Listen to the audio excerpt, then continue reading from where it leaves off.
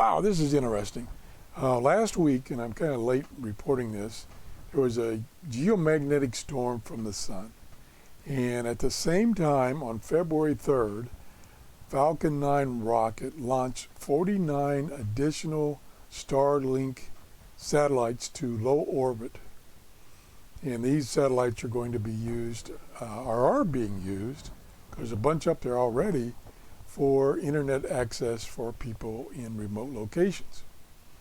And what happened was, just after they have been launched and they were still in low orbit, hadn't gone to their higher orbit, the sun had a magnetic storm, a bad one, and it significantly impacted the orbit of these new satellites.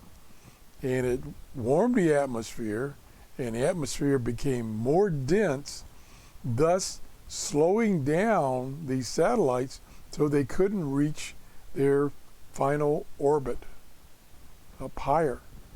That once they get up there, they wouldn't be impacted as much as they are down in this lower orbit.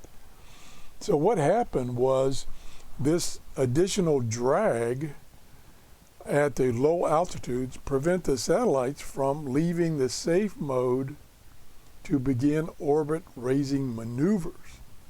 And the report is up to 40 of the 49 satellites will re-enter the Earth, or already have re-entered the Earth. This is not good. So this is kind of a setback for this Starlink system that